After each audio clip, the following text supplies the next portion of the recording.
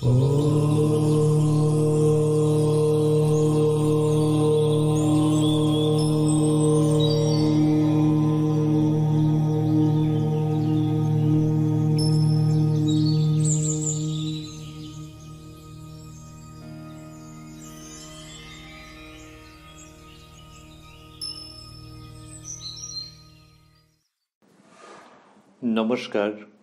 শ্রী শ্রী মায়ের কথা এই অনুষ্ঠানের ৬২তম পর্বে আপনাদের স্বাগত। আপনারা এই অনুষ্ঠান শুনছেন প্রাণারাম বাংলা ইউটিউব চ্যানেলে, যেখানে প্রত্যেক সপ্তাহে শনিবার অনুষ্ঠানটি সম্প্রচারিত হয়। শুরুর সময় থাকে রাত্রি ৯টা। এই অনুষ্ঠানে আমরা ওই একই নামের যে বিখ্যাত গ্রন্থটি আছে, অর্থাৎ শ্রী শ্রী মায়ের কথা, সেটিকে অবলম্বন করে অগ্রসর হচ্ছি, যেখানে শ্রীমা সারদা দেবীর জীবনের কতকগুলি অসামান্য স্মৃতিকথা সংকলিত হয়েছে, যেগুলি যেমন প্রাচীন তেমনি মা সারদার জীবনীর আকর উপাদান রূপে বহুলাংশে গৃহীত ও অধুনা বিখ্যাত। গত শনিবার আমরা ছিলাম শ্রী প্রবোধ ও শ্রী মনীন্দ্রের স্মৃতিকথায়। যতটা পর্যন্ত আমরা শুনেছিলাম তার কিছু অংশ পুনরায় আজকে স্মরণ করে নিয়ে পরবর্তী অংশে প্রবেশ করব, সর্বাগ্রে শ্রীরামকৃষ্ণ ও মা সারদাকে যুগপৎ স্মরণ করে। ওং জননীং শারদাং দেবীং রামকৃষ্ণং জগদ্গুরুং পাদপদ্মে তয়ো শ্রিত্বা প্রণমামি মুহুর্মুহু। দিনটি ছিল এপ্রিল ২০, রবিবার ১৯১৯, এবং সেটি কোয়ালপাড়া, বাঁকুড়ার কোয়ালপাড়ায় জগদম্বা আশ্রমের ঘটনা। শ্রী শ্রী মা তখন ওই আশ্রমে অবস্থান করছিলেন। কোয়ালপাড়া জগদম্বা আশ্রম, যেখানটিকে মা তাঁর বৈঠকখানা বলে কখনো কখনো উল্লেখ করেছেন, সেখানে উপস্থিত ছিলেন ভক্তেরা। তাদের মধ্যে ছিলেন শ্রীযুক্ত মনীন্দ্র, সাতু ও নারায়ণ আয়াঙ্গার। আমরা স্মরণ করেছিলাম যে সাতু, তিনি পরবর্তীকালে স্বামী অসিতানন্দজি। নারায়ণ আয়াঙ্গার শ্রী শ্রী মায়ের অনেক সেবা করেছিলেন। আমরা শুনেছিলাম যে শ্রী শ্রী মা ১ মাসের ওপর হলো কোয়ালপাড়া আশ্রমে এসে রয়েছেন, আর তার ভ্রাতুষ্পুত্রী মাকুদির ছেলের খুব অসুখ, ডিপথিরিয়া হয়েছে এবং জয়রামবাটিতে আছে। শ্রী শ্রী মায়ের ভ্রাতুষ্পুত্রী মাকুদি, তার ভালো নাম সুশীলা। এই সুশীলাদি হলেন মায়ের বড় ভাই, অর্থাৎ প্রসন্ন কুমার মামার ছোট মেয়ে। এঁরই পুত্রের কথা হয়েছে, তার নাম ন্যাড়া। আর আমরা শুনেছিলাম যে বৈকুণ্ঠ মহারাজ দেখছেন। বৈকুণ্ঠ মহারাজ উত্তরকালে, বৈকুণ্ঠ মহারাজ হচ্ছেন স্বামী মহেশ্বরানন্দজি। আর স্মৃতিকথার লেখক লিখেছেন যে মা খুব চিন্তিতা, কি হয়। ভক্তেরা প্রণাম করে বসতেই প্রথমে ওই কথা উঠেছিল। শ্রীযুক্ত নারায়ণ আয়াঙ্গার বলেছিলেন, মা, আপনার আশীর্বাদে ছেলে ভালো হয়ে যাবে। মা তখন হাত জোড় করে ঘরের ভেতরে ঠাকুরের ছবিকে দেখে বলেছিলেন, উনি আছেন। শ্রী শ্রী মায়ের এই উদ্বেগপূর্ণ ব্যবহারের কথা আমরা যে শুনেছিলাম, তারপরে আরও প্রসঙ্গ হয়েছিল, যেখানটিতে আমরা থেমেছিলাম। কিন্তু তার আগে ওই মাকুদি এবং তার ছেলে ন্যাড়ার প্রসঙ্গ ওই অবধিই ছিল। গত শনিবারে আমরা যেখানটিতে থেমেছিলাম তার পরের অংশে আজকে প্রবেশ করছি, যেখানে আমরা পাচ্ছি লেখক লিখছেন, স্মৃতিকথার লেখক লিখছেন, সন্ধ্যা হয় হয় এমন সময় সংবাদ আসিল, মাকুর ছেলের অবস্থা খুবই খারাপ। শুনিয়া মা অতিশয় উদ্বিগ্না হইলেন।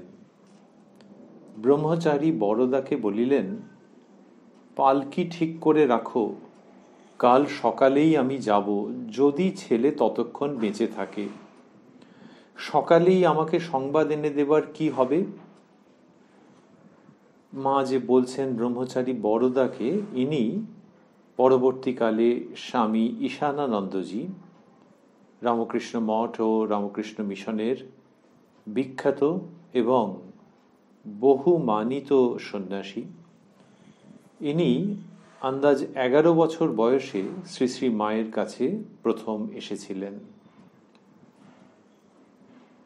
যখন মা বললেন সকালেই আমাকে সংবাদ এনে দেবার কি হবে, তখন শ্রীযুক্ত মনীন্দ্র বলছেন, আমি ও সাতু খুব ভোর ভোর সংবাদ এনে দেব।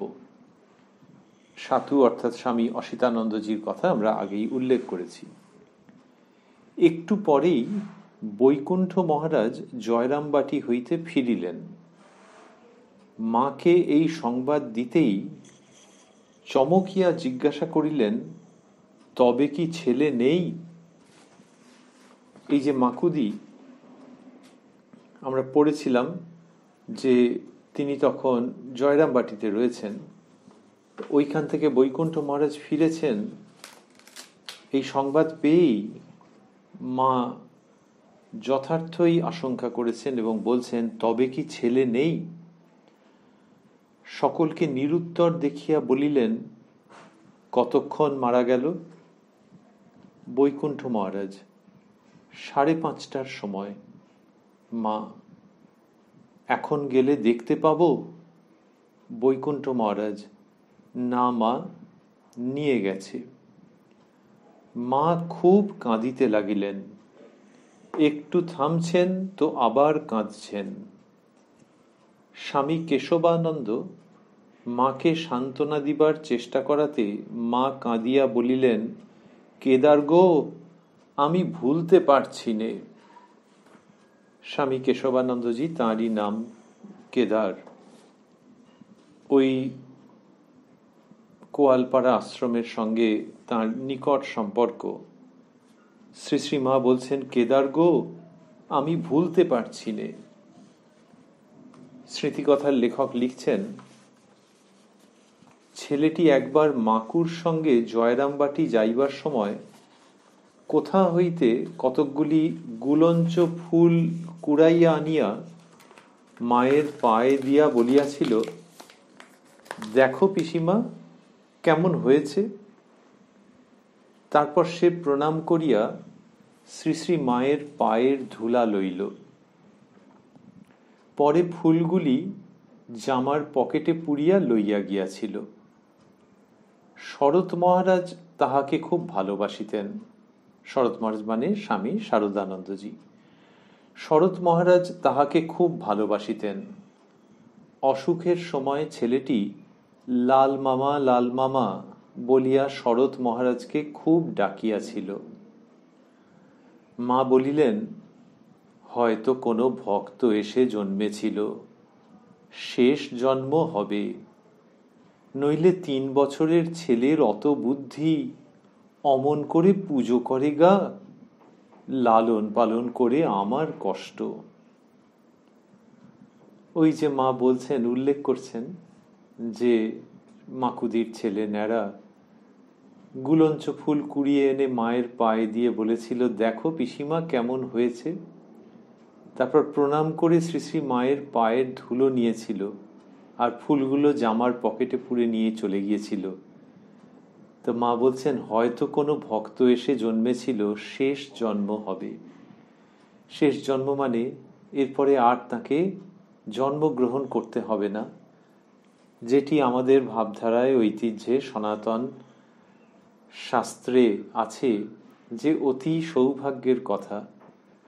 মানব জীবনের চরম অভীষ্ট লক্ষ্যে যখন কেউ উপনীত হচ্ছেন, সমস্ত সংস্কার ও কর্মফলের সামূহিক বিনাশ হচ্ছে, চিরমুক্ত আত্মা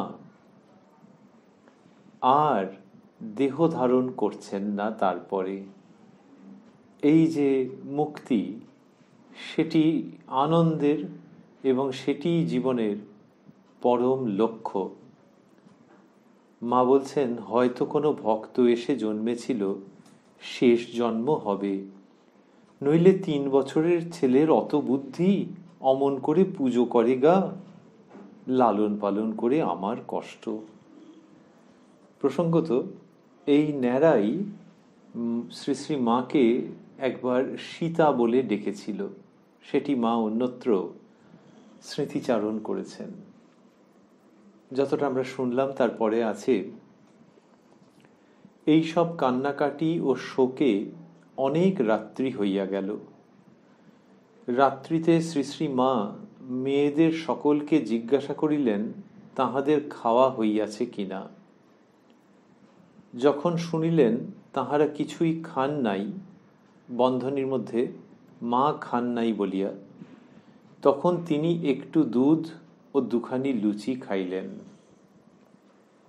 এর আগে আমরা শুনলাম যে শরৎ মহারাজ খুব ভালোবাসতেন ন্যাড়াকে, এবং অসুখের সময় সে লাল মামা বলে শরৎ মহারাজকে খুব ডেকেছিল।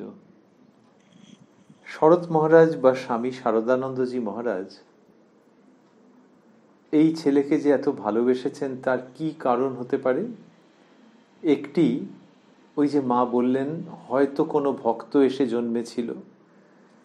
শরৎ মহারাজজি ব্রহ্মজ্ঞ পুরুষ, তিনিও তো নিশ্চয়ই এই রকমই বোধে উপনীত বা প্রতিষ্ঠিত ছিলেন। 1, 2, শ্রী শ্রী মায়ের ভ্রাতুষ্পুত্রী মানে শরৎ মহারাজজিরও একান্ত আপনার জন। 3, ওই রকম একটি সুন্দর সংস্কারযুক্ত ছেলে, তার প্রতি একটা আলাদা আকর্ষণ তো থাকাই স্বাভাবিক। 4, স্বামী শারদানন্দজি মহারাজের মধ্যে যে বিপুল হৃদয়বত্তা ছিল তা আজ সুবিদিত। তিনি বহু নরনারীর আশ্রয়স্থল ছিলেন শ্রী শ্রী মা স্থূলদেহে অবস্থান করার সময়ে এবং তার পরেও। সেইখানে এই যে ছেলে অসুস্থ, তার অসুস্থতার সময়, তার আগে শরৎ মহারাজ তার জন্য বুক পেতে দিয়েছিলেন, এটি ওই প্রসঙ্গে ভাবতে আনন্দ আছে। আর স্মৃতিকথার লেখক লিখছেন যে অসুখের সময় ছেলেটি লাল মামা বলিয়া শরৎ মহারাজকে খুব ডাকিয়াছিল। এই সব ঘটনা, এই সব জীবন, এই সব পরিবেশ ভাবলে খুব অবাক হতে হয়। শারদানন্দজি মহারাজ সংসার ত্যাগী, কিন্তু সংসারের আসক্তি ত্যাগ করলেও সংসারী মানুষের প্রতি করুণা তো ত্যাগ করেনই, বরং দয়া বলা যাক, করুণা বলা যাক, সেটি যেন সন্ন্যাস জীবনের সঙ্গে উত্তরোত্তর বর্ধিত হয়ে কত জানা অজানা মানুষের মনকে অপূর্ব আনন্দে, শান্তিতে, নিরাপত্তায় ও আধ্যাত্মিকতায় প্লাবিত করে দিয়েছে। এই শরৎ মহারাজজি তাকে ওই ছেলে ন্যাড়া, সে লাল মামা বলে খুব ডেকেছিল, এই কথা উল্লিখিত হয়েছে এখানে। আমরা শুনলাম যে মা যখন শুনলেন যে কিছুই অন্যরা খাননি মেয়েরা, তখন তিনি একটু দুধ ও 2খানি লুচি খেলেন, যাতে তারপরে তারা কিছু খেতে পারেন। আর মা বলেছিলেন যে লালন পালন করে আমার কষ্ট। মায়ের এই যে কষ্ট, এটি লৌকিক দিক থেকে কি উদ্বিগ্ন ছিলেন এবং কতটা বেদনা পাচ্ছেন আমরা তো সেইগুলো শুনছি। মায়ের যে দৈবী সত্তা, সেদিক দিয়ে দেখতে গেলে আর কষ্ট কি, সবই তো তাঁরই অন্তর্গত। কেউ আসছে, কেউ চলে যাচ্ছে, কিন্তু সকলেই সেই জগন্মাতৃকার অন্তর্গত। তার আর আলাদা করে কষ্ট বেদনা কোথায়? কিন্তু মায়ের যে মানবী সত্তা, সেখানেই এইগুলি। দেবী সত্তা এবং মানবী সত্তা শ্রী শ্রী মায়ের ক্ষেত্রে অদ্ভুতভাবে একটির সঙ্গে আরেকটি সংশ্লিষ্ট হয়ে আছে, পৃথক করা যায় না, আবার ঘটনা বিশেষে যেন পৃথকভাবে প্রকাশিত হয়। মায়ের ওই মানবী সত্তার দিক থেকে কত মরমী উক্তি, লালন পালন করে আমার কষ্ট। পরদিন সন্ধ্যার সময় মনীন্দ্র ও প্রভাকর মায়ের কাছে গিয়াছেন। মাকুর ছেলের মৃত্যুতে মায়ের মন বিষণ্ণ, তাহারই কথা হইতেছে। মা, সে বলতো, ফুল লাল করেছে কে? আমি বলতুম, ঠাকুর করেছেন। কেন? তিনি পড়বেন বলে। এইরকম সব সেই বাচ্চার কথা শ্রী শ্রী মা স্মরণ করছেন। এটি আমরা শুনছি 1919 সালের কথা। এর এক বছরের মধ্যেই মোটামুটি শ্রী শ্রী মায়ের দেহাবসান। তো তিনি এইসব কথা বলছেন বিষণ্ণ চিত্তে, যে ছেলে বলতো, ফুল লাল করেছে কে? এখন একটা বাচ্চা ছেলের নানান রকমের প্রশ্ন থাকতে পারে, কিন্তু এই মাকুদির ছেলের ন্যাড়া, তার যে পরিচয় আমরা পাচ্ছি, শ্রী শ্রী মায়ের জীবনে এর এক অদ্ভুত অবস্থান। কিরম একটা বেদনা মাখা অন্য রকমের অবস্থান, যেখানে কিনা বেদনাও আছে, আবার অন্যরকম ইঙ্গিত রয়েছে। শ্রী শ্রী মা স্পষ্ট করেই তো প্রায় বললেন যে হয়তো কোনো ভক্ত এসে জন্মেছিল, শেষ জন্ম হবে। তাহলে মায়ের কাছ থেকে ওই স্নেহ, ভালোবাসা, আশীর্বাদ নিয়ে এই মরজগৎ থেকে চিরকালের জন্য একটি সত্তা প্রস্থান করে উন্মুক্ত আকাশে চিরমুক্ত বিহঙ্গের মতো যেন উড়ে চলে গেল। মা বলছেন যে সে বলতো, ফুল লাল করেছে কে? তো এই ছেলেরা কত প্রশ্ন করে, কিন্তু এর প্রশ্ন যেন একটা অন্য মানসিকতাকে, গভীরতাকে, অবস্থিতিকে বহন করে নিয়ে আসছে। আমি বলতুম, ঠাকুর করেছেন। কেন? তিনি পড়বেন বলে। শ্রী শ্রী মা বলছেন, সেই ছেলেকে শেখাচ্ছেন যেন, যে ফুল লাল ঠাকুর করেছেন, তিনি পড়বেন বলে। মা যে ওই ন্যাড়াকেই শুধু শেখাচ্ছেন সেই বাচ্চা ছেলেকে, তাই নয়, যিনি ভক্ত মানুষ, তার জন্যেও এই অমীয় আনন্দপূর্ণ কাব্যিক গভীর আধ্যাত্মিকতা মণ্ডিত বাণী উপস্থাপন করছেন, যে এইভাবেও দেখতে পারো গো, ঠাকুরই ফুল লাল করেছেন, তিনি নিজে পড়বেন বলে। আসলে আমাদের পুজো অর্চনা সবই তো গঙ্গা জলে গঙ্গা পুজো। আমরা যে যে উপকরণে পুজো নিবেদন করছি, অনেক সময় ভাবি আমরা যে শ্রেষ্ঠ ফুল চয়ন করে আনা হয়েছে, শ্রেষ্ঠ ফল সংগ্রহ করে আনা হয়েছে পুজো ভোগ রাগের জন্য। কিন্তু এই চয়ন বলি, সংগ্রহ বলি যা করা হয়েছে, সেটি কে সৃষ্টি করেছেন? ওই যার পুজো হতে চলেছে তিনিই করেছেন। সুতরাং এই দৃষ্টিতে দেখলে নিজের কৃতিত্বের জায়গা আলাদা করে থাকে না। নিশ্চয়ই পূজারী বা তার সহায়করা সচেষ্ট হবেন শ্রেষ্ঠ উপকরণ যা অ্যাভেলেবল সেগুলিকে সংগ্রহ করে পুজোর ব্যবস্থা করতে। কিন্তু তার মধ্যে কোনো আমিত্ব থাকবে না। যার পুজো তিনিই সৃষ্টি করেছেন, পুজোর উপকরণ তিনিই সংগ্রহ করিয়ে আনিয়েছেন। শ্রী শ্রী মায়ের উক্তির মধ্যে সেই জায়গাটি রয়ে যাচ্ছে, সেই বোধ, সেই দৃষ্টিভঙ্গি, সেই সত্য দর্শনের আভাস থেকে যাচ্ছে যখন তিনি বলছেন যে আমি বলতুম ঠাকুর করেছেন, কেন? তিনি পড়বেন বলে। শ্রী শ্রী মা বলে চলছেন, শরতের খুব লাগবে, সর্বদা কোলে করত, যদিও তার পায়ে ব্যথা। কোলে বসে বলতো, তোমার মা কোথায়? শরৎ মাকুকে দেখিয়ে বলতো, এই যে আমার মা। ছেলে বলতো, তোমার মা স্কুল বাড়িতে গেছে।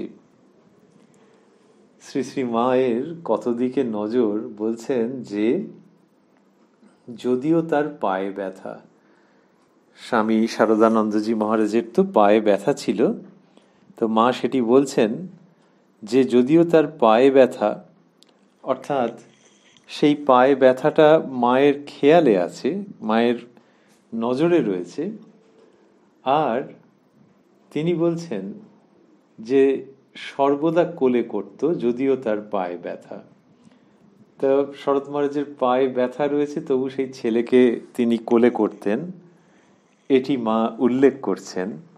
তাহলে ছেলেকে, ওই ন্যাড়াকে মহারাজ কোলে করছেন, তাতে মার আনন্দ হচ্ছে, আবার তাঁর শরতের পায়ে ব্যথা হচ্ছে সেটাও মনে থাকছে। এই মা, সকলের মা যে বলা হয়, এ যে কতদূর সত্য তা বর্ণনা করা যায় না, কিন্তু ক্রমশ উপলব্ধি করবার প্রচেষ্টার মধ্যে সদর্থক দিক থাকে, আনন্দ থাকে, সম্ভাবনা থাকে। আর কি হলো যে ন্যাড়া যখন কোলে বসে বলতো, তোমার মা কোথায়? তখন শারদানন্দজি মাকুদিকে দেখিয়ে বলছেন, এই যে আমার মা। শরৎ মহারাজের মা কে? তার জন্মদাত্রী মা, আবার মা শারদা। মা শারদার জন্যই তিনি জীবন পণ করেছেন, তার শ্রী পাদপদ্মে জীবন সমর্পণ করে দিয়েছেন। সেই তিনিই আবার শ্রী শ্রী মায়ের ভ্রাতুষ্পুত্রী মাকুদিকে দেখিয়ে বলছেন, এই যে আমার মা। আসলে সমস্ত মেয়ের মধ্যেই বলা হয় মাতৃজাতি, তা সেই প্রকাশটিকে সার্থক করছেন এদের মতো পুরুষ, যে জগন্মাতাকে দেখছেন সমস্ত মেয়ের মধ্যেই। অন্যভাবে ভাবতে গেলে শ্রী শ্রী মায়ের কাছে এসে শ্রী শ্রী মায়ের স্নেহ স্পর্শ পেয়ে, শ্রী শ্রী মায়ের দ্বারা অধ্যাত্মভাবে জাগ্রত হয়ে, শ্রী শ্রী মায়ের কৃপায় নবদৃষ্টি লাভ করে শারদানন্দজি মহারাজ জগৎকে অপূর্বভাবে নবদর্শন করছেন। তো সেইখানেই তন্ত্র শাস্ত্রে সুপণ্ডিত তথা অনুভূতি সম্পন্ন শারদানন্দজি শ্রী শ্রী মায়ের কৃপায় সকল মেয়ের মধ্যেই মা বা জগতের মাকে দেখছেন। তিনি বলেছেন, এই যে আমার মা, মাকুদিকে দেখিয়ে। কিন্তু বাচ্চা ছেলে তো, তার মাকে আবার আরেকজন মা বলছে, এটা কি চট করে মেনে নেয় না। শ্রী শ্রী মা বলছেন, ছেলে বলতো, তোমার মা স্কুল বাড়িতে গেছে। তার মানে সে বলছে যে তোমার মা মানে শারদা মাকে বলছে, আর এইটা আমার মা। স্মৃতিকথার লেখক লিখছেন, ওই সময় রাধুর অসুখের জন্য মা তাহাকে লইয়া কিছুদিন নিবেদিতা স্কুল বোর্ডিংয়ে ছিলেন।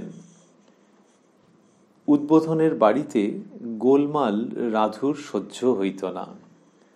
তো ওই যে নিবেদিতা স্কুল বোর্ডিংয়ে মা ছিলেন, তো ফলে ন্যাড়া প্রতিবাদ করে উঠেছে, বলছে তোমার মা স্কুল বাড়িতে গেছে, তার মানে আমার মাকে নিয়ে আমায় থাকতে দাও।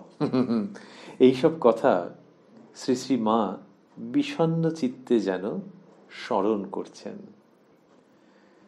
স্মৃতিকথার অন্যতম লেখক শ্রীযুক্ত মনীন্দ্র তিনি বলছেন, অক্ষয়ের মৃত্যুতেও ঠাকুরের খুব কষ্ট হয়েছিল। অক্ষয় মানে ঠাকুরের অগ্রজ রামকুমার দাদার পুত্র। তার অকালে দেহাবসান হয়, সেই প্রসঙ্গটি শ্রীযুক্ত মনীন্দ্র উত্থাপন করছেন। তারপর লিখছেন, মা তিনি বলেছিলেন, গামছা যেমন মোচড় দেয় তেমনি হয়েছিল। আমার এক ভাসুরপো, বন্ধনীতে জ্ঞাতির ছেলে, দিনু বলে বিষ্ণু ঘরে পুজো করত, হৃদয় কালী ঘরে পুজো করত। দিনু যশোদা নাচাতো তোমায় বলে নিল মনি, এইসব গান ঠাকুরকে শোনাত। তার কলেরা হয়েছিল। শ্রীরামকৃষ্ণ বলেছিলেন, মা বলছেন যে গামছা যেমন মোচড় দেয় তেমনি হয়েছিল। ওই তার ভ্রাতুষ্পুত্র অক্ষয়ের দেহত্যাগ বা দেহাবসানের ফলে। আর মা বললেন যে তার ভাসুরপো, অর্থাৎ বন্ধনীর মধ্যে লেখা আছে জ্ঞাতির ছেলে, দিনু বলে, তিনি বিষ্ণু ঘরে পুজো করতেন, হৃদয় কালী ঘরে পুজো করতেন। এবং দিনু, মা বলছেন যে দিনু যশোদা নাচাতো তোমায় বলে নিল মনি, এইসব গান ঠাকুরকে শোনাতো। তার মানে এমনিও শোনাতেন, আর ঠাকুরের যখন কষ্ট হয়েছে তখনও শুনিয়েছেন। আর তার কলেরা হয়েছিল, এই কথা মা বললেন। মনীন্দ্র, আপনি তখন দক্ষিণেশ্বরে ছিলেন? মা, হ্যাঁ, আমি নবতে ছিলুম। ঠাকুরের পায়ের ধুলো, আমার পায়ের ধুলো, মা কালীর স্নান জল দিয়েছিলুম, তা বাঁচল না, মারা গেল। ঠাকুরের খুব কষ্ট হয়েছিল। তারপর মা বলছেন, আমার ছোট ভাই এন্ট্রান্স পাশ করেছিল, বেশ লেখাপড়া শিখছিল, ডাক্তারি পড়ছিল।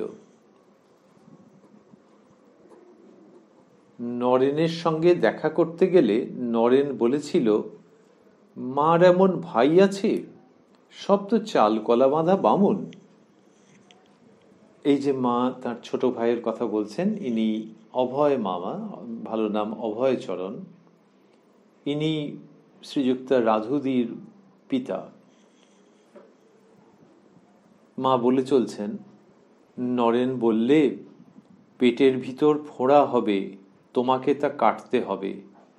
যোগেন, তুমি এর পরবার খরচ যোগাবে। যোগেন মানে স্বামী যোগানন্দজি। মা বলছেন, যোগেন মারা গেল। রাখাল 40 টাকার বই কিনে দিয়েছিল। রাখাল শরৎ তার সঙ্গে একসঙ্গে তাস খেলত। সে ভাই মারা গেল। শ্রী শ্রীমা এইসব ওই ন্যাড়ার দেহাবসানের সঙ্গে সঙ্গে এইগুলি স্মরণ করছেন। শ্রীযুক্ত অক্ষয়ের প্রসঙ্গ এলো, মা সেটির সম্বন্ধে স্মৃতিচারণ করলেন, করে সেই প্রসঙ্গটি সম্বন্ধে করে, অক্ষয়ের স্মৃতিচারণ করে মা তারপরে বললেন যে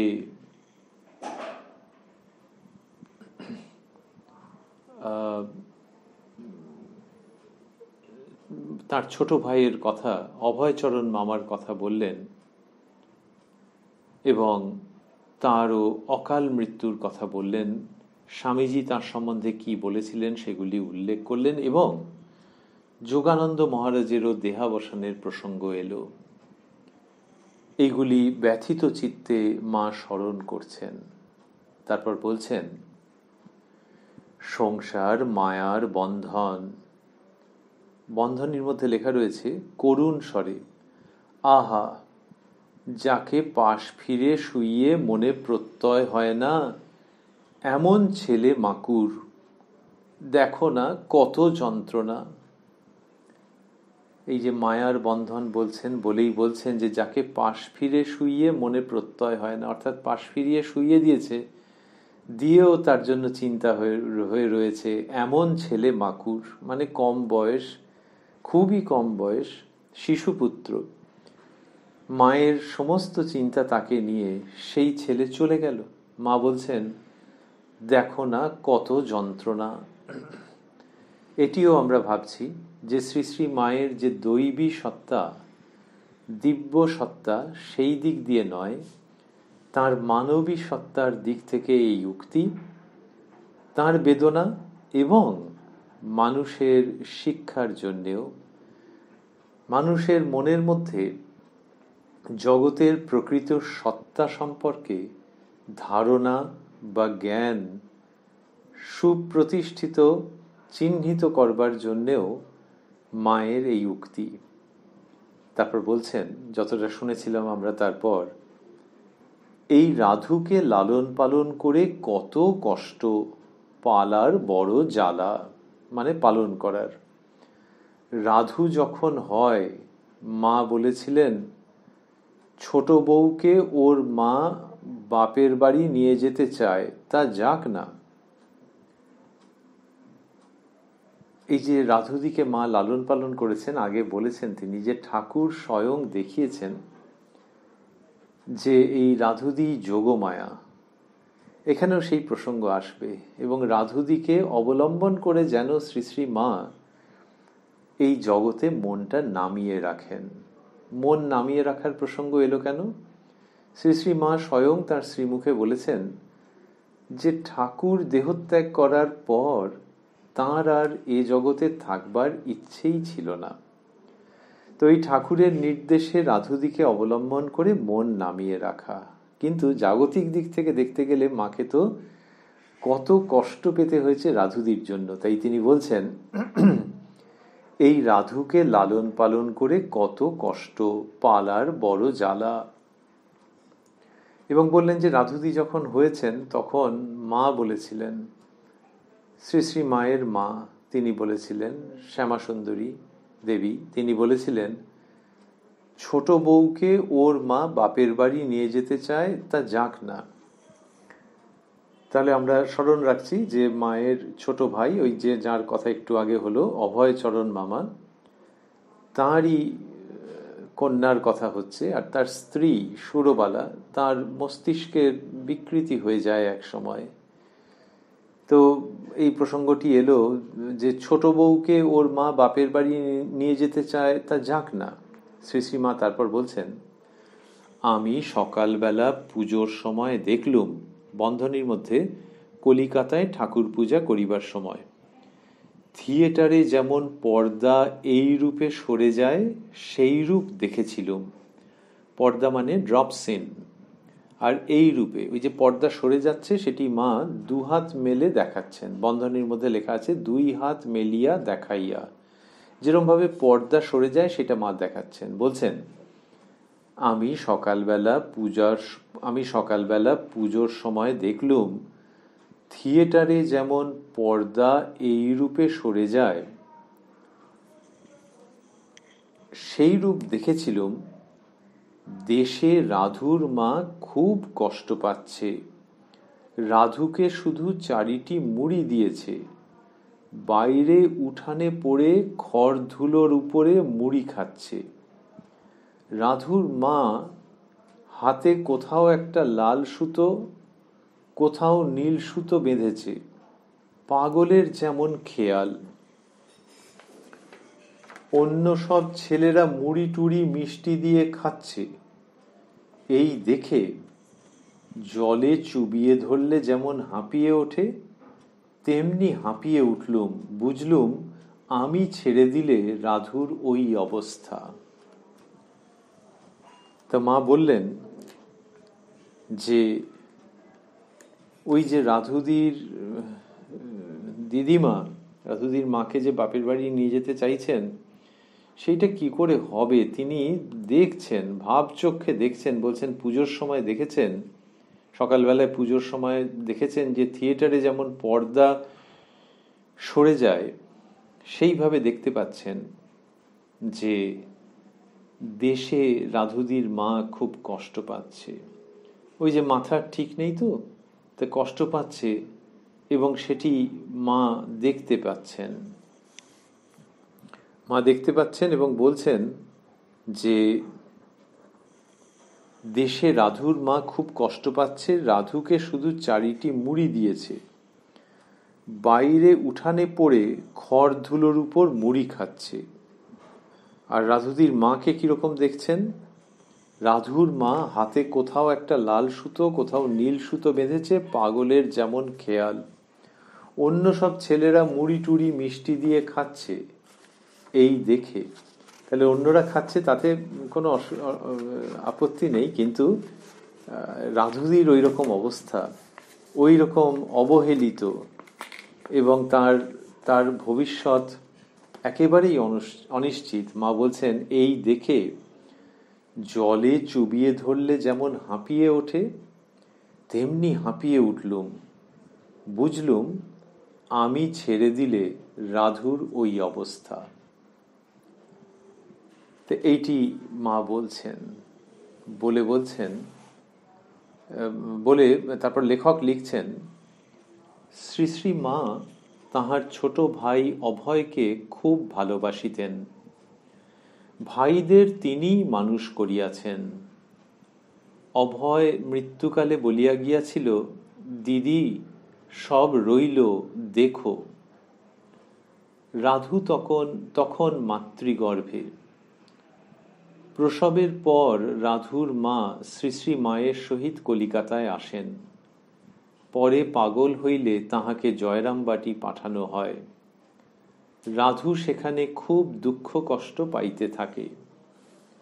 শ্রী শ্রী মা বাগবাজারের ভাড়াটিয়া বাটিতে অবস্থানকালে একদিন সকালবেলা পূজা করিবার সময় জয়রামবাটির এই চিত্র বা ভিশন দেখেন এবং অভয়ের অন্তিম কথা স্মরণ করিয়া 2-4 দিনের মধ্যেই দেশে গিয়া রাধুর লালন পালনের ভার গ্রহণ করেন।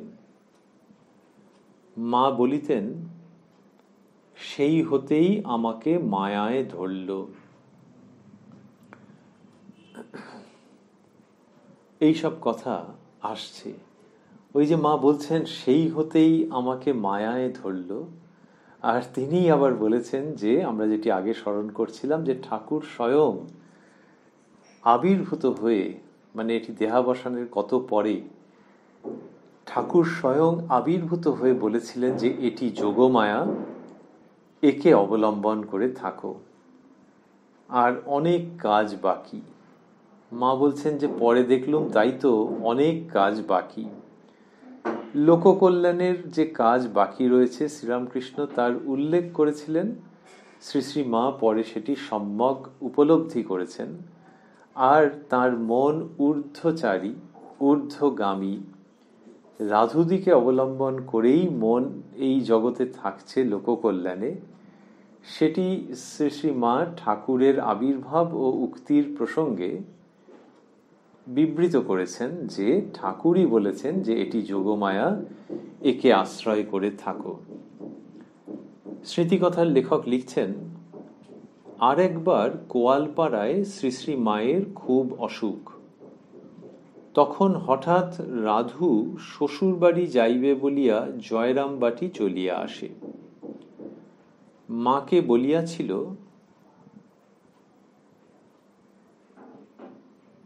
তোমাকে দেখবার কত ভক্ত আছে, আমার স্বামী ছাড়া আর কে আছে। এই কথা হয়েছিল। তো যখন মায়ের অসুখ, তখন রাধুদি শ্বশুরবাড়ি যাবেন বলে জয়রামবাটি চলে এসেছিলেন এবং মাকে এইরকম একটা অনুযোগের মতো, অভিযোগের মতো করে যেন কতকটা বলেছেন যে তোমাকে দেখবার কত ভক্ত আছে, আমার স্বামী ছাড়া আর কে আছে। মা এই ঘটনা উপলক্ষে বলিয়াছিলেন, কাল রাধু তো অমন করে আমার মায়া কাটিয়ে চলে গেল। মনে ভয় হলো, ভাবলুম ঠাকুর কি তাহলে আমাকে এবার রাখবেন না। মা আরো বলিয়াছিলেন, এই যে রাধি রাধি করি, এ একটা মায়া নিয়ে আছি বই তো নয়। এই ঘটনাটি কিরকম? এটি হচ্ছে যে মা জানছেন যে ওই রাধুদিকে অবলম্বন করেই তার থাকা। এইবার রাধুদি যখন বলেছেন যে শ্বশুরবাড়ি চলে যাবেন, আর মাকে বলেছেন তোমাকে দেখবার কত ভক্ত আছে, আমার স্বামী ছাড়া আর কে আছে, রাধুদির এরকম মাঝে মাঝে কেমন ধারা ব্যবহার দেখা যেত, প্রায়ই দেখা যেত। শ্রী শ্রী মায়ের সঙ্গে যে ব্যবহার করেছেন রাধুদি, সেটি সবসময় যে সঙ্গত হয়েছে তেমনটা নয়। কিন্তু মা বলছেন যে ঠাকুর কি তাহলে আমাকে এবার রাখবেন না? বলছেন যে মনে ভয় হলো, ভাবলুম ঠাকুর কি তাহলে আমাকে এবার রাখবেন না। এটি কেন? এটি হচ্ছে ওই রাধুদিকে অবলম্বন করে থাকা। তো এবার রাধুদি যদি নিজের মতো চলে যায়, তাহলে রাধুদির সঙ্গে সম্পর্ক বোধহয় ফুরোতে চলেছে এবং ঠাকুর আর রাখবেন না। আচ্ছা, এখানে মায়ের ভয় হয়েছে কেন? তো আগেই আমরা পড়েছি বা শুনেছি যে মা ঠাকুরের দেহাবসানের সঙ্গে সঙ্গেই ভেবেছিলেন যে আর দেহ রাখবেন না। তাহলে এখানে ভয় কেন? ভয় এই জন্য, ভয় কথাটি মা ওই অর্থে বলছেন, দুটো মানে আছে। একটা হচ্ছে এই লৌকিক দৃষ্টিতে, যে আচ্ছা তাহলে কি সব শেষ হয়ে এলো, রাধু যখন মায়া কাটিয়ে চলে গেছে শ্বশুরবাড়ি। এটি একটি ক্ষুদ্র জায়গা। বৃহত্তর জায়গা হচ্ছে যে ওই যে ঠাকুর বলেছেন যে অনেক কাজ বাকি, মাও লোককল্যাণে নিজেকে সম্পূর্ণরূপে দিয়ে দিচ্ছেন। সেইখান থেকে যে মনে ভয় হলো যে তাহলে যাদের দায়িত্ব নিয়েছেন, যারা তার উপরে নির্ভরশীল, যারা তার স্থূল শরীর থাকলে মনে বল ভরসা পায়, তাদের কি হবে? যদিও মা জানেন যে তিনি থাকবেন সঙ্গে, কিন্তু তবু ওই দেবী মানবীর এক অদ্ভুত লীলা। তা না হলে তো তার আর নিজের জন্য কিছু নেই ভাববার, কিন্তু মনে ভয় হচ্ছে যে ঠাকুর কি তাহলে আমাকে এবার রাখবেন না। শ্রী শ্রী মাই বলেছিলেন ঠাকুর সম্পর্কে যে বাবা জানো তো, তাঁর জগতের উপর মাতৃভাব ছিল, সেই ভাব বিকাশের জন্য এবার আমাকে রেখে গেছেন। আর শ্রীরামকৃষ্ণ শ্রী শ্রী মাকে বলেছিলেন, এটি মাই জানিয়েছেন, বিবৃত করেছেন যে এ আর এমন কি করেছে, নিজের শরীর দেখিয়ে বলেছিলেন, এ আর এমন কি করেছে তোমাকে এর ঢের বেশি করতে হবে। অর্থাৎ মানুষের কল্যাণের জন্য বলেছিলেন যে কলকাতার লোকগুলো যেন অন্ধকারে পোকার মতো কিলবিল করছে, তুমি তাদের দেখো। এই যে শ্রীরামকৃষ্ণ ভার সমর্পণ করেছেন, সেই ভার গ্রহণ করবার পর মায়ের এইরকম ভয় ভয়, এটা কি চমৎকার! যে ঠাকুর কি তাহলে এবার তুলে নেবেন, এইরকম একটা মায়ের মনের মধ্যে যেন চকিতে ভাবনা খেলা করে যাচ্ছে। সন্ধ্যার আর বললেন, মা আরো বলিয়াছিলেন, এই যে রাধি রাধি করি, এ একটা মায়া নিয়ে আছি বই তো নয়। মা সচেতন রয়েছেন, ওই যে আমরা বলছিলাম দেবী মানবী, যে একটি মায়া নিয়ে তিনি রয়েছেন। এই মায়াকে অবলম্বন করে এই জগতে মনটিকে নামিয়ে রাখা। তাই বলছেন একটা মায়া নিয়ে আছি বই তো নয়। ঠাকুর বলেছিলেন যোগ মায়া। তাহলে সেই জায়গাটা যদি ছিন্ন হয়ে যায়, তাহলে আর এই শরীরটা থাকবে না। এইরকম কথা শ্রী শ্রী মা বলেছেন। সন্ধ্যার অন্ধকার ঘনাইয়া আসিতেছে, মনীন্দ্র ও প্রভাকর বিদায় লইবার জন্য প্রস্তুত হইতেছেন। রাত্রেই তাহারা আরামবাগ যাইবেন। আমরা স্মরণ রাখছি যে বেশ একটা বিষাদ ঘন পরিবেশ ওই সময় বিরাজ করছে কোয়ালপাড়া আশ্রমে। মা বলিলেন, তোমরা একটু কিছু খাও।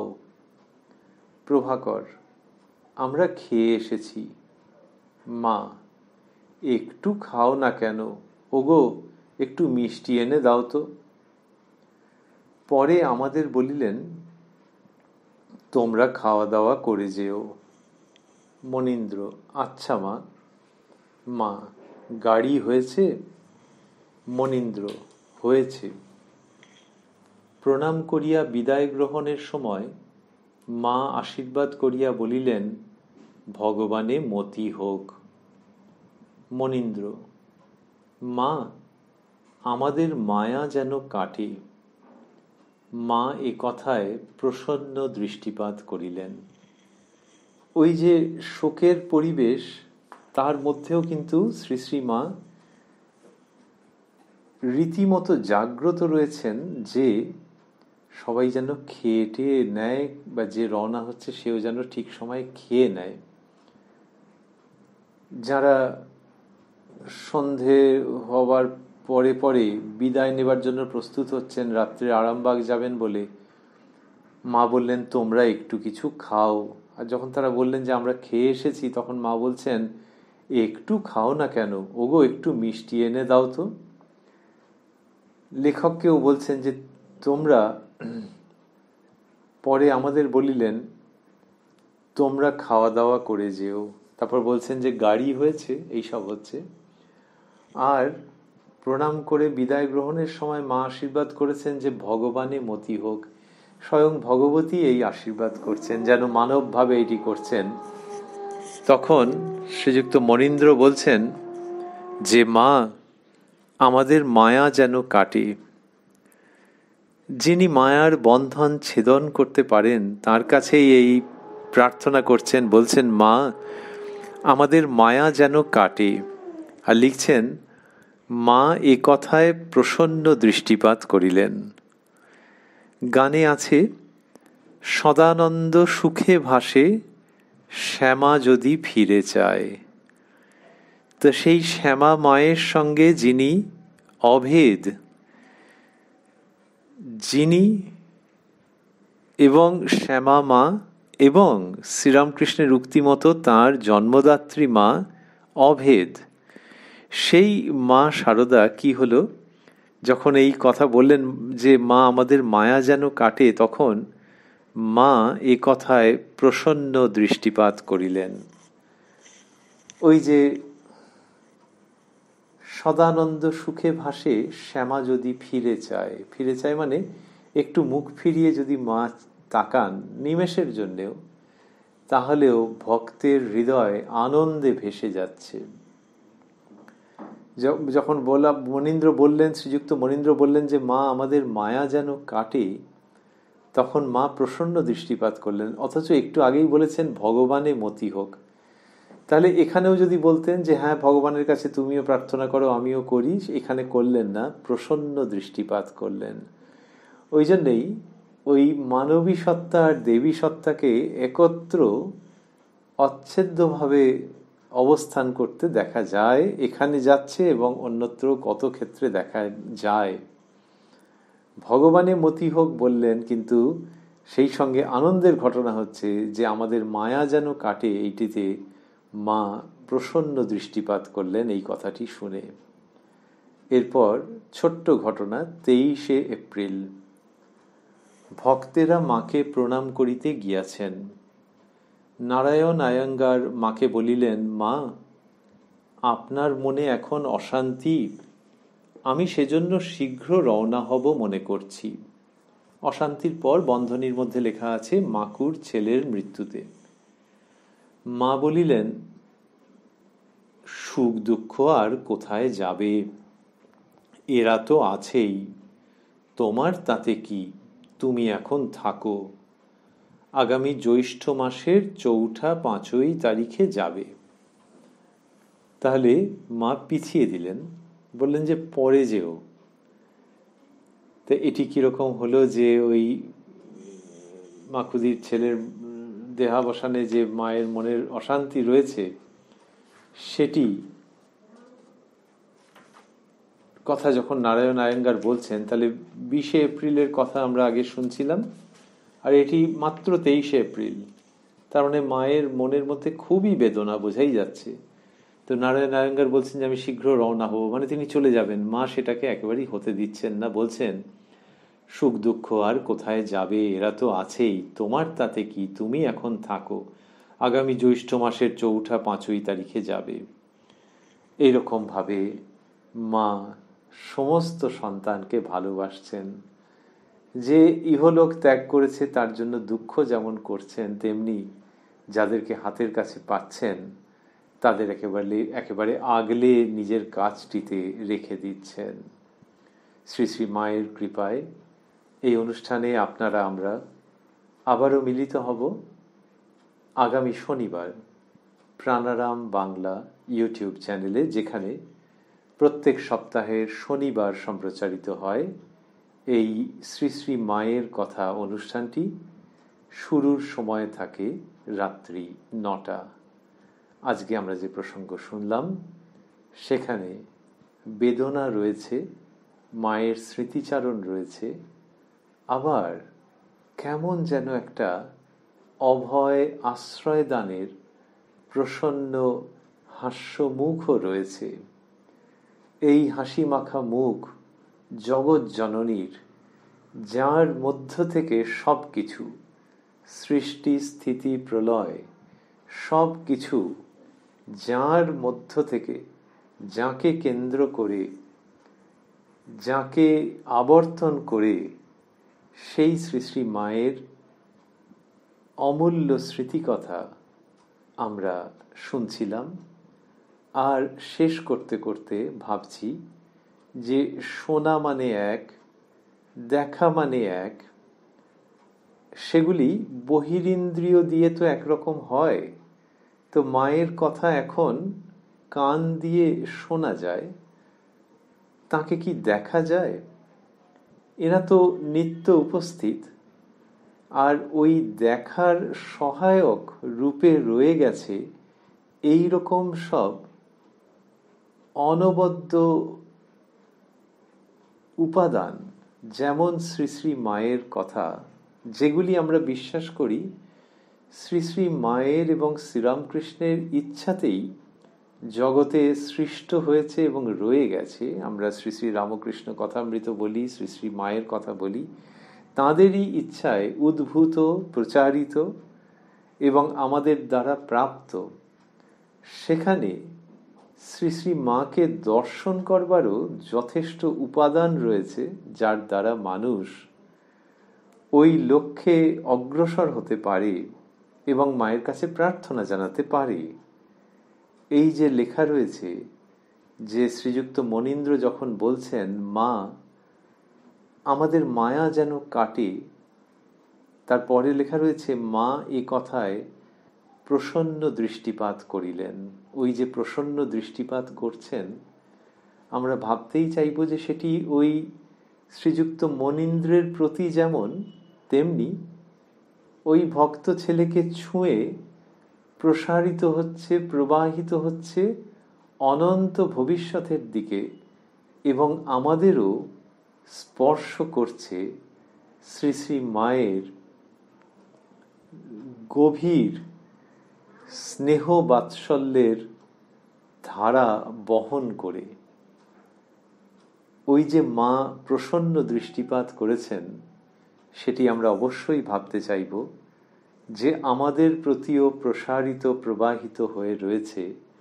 আমরা কোনো মতেই সেই প্রসন্ন দৃষ্টিপাতের বাইরে নই। ওই শ্রী শ্রী মায়ের প্রসন্ন দৃষ্টিপাতে সদানন্দ সুখে ভাসে যেমন, তেমনি আমাদেরও আনন্দের কারণ আছে, ভরসার কারণ আছে, সাধন পথে অগ্রসর হওয়ার অমূল্য উপকরণ রয়েছে।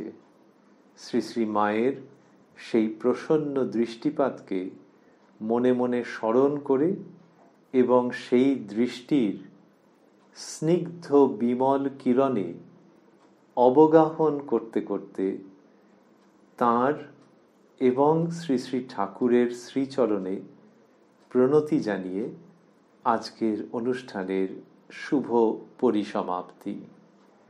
ওং জননীং শারদাং দেবীং রামকৃষ্ণং জগদ্গুরুং পাদপদ্মে তয়ো শ্রিত্বা প্রণমামি মুহুর্মুহুঃ।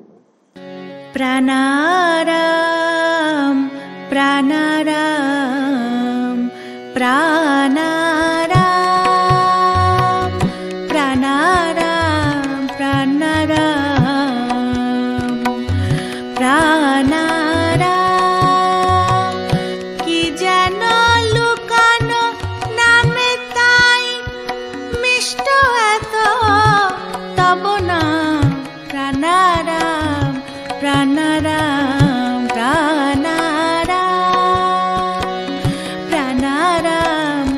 প্রাণারাম।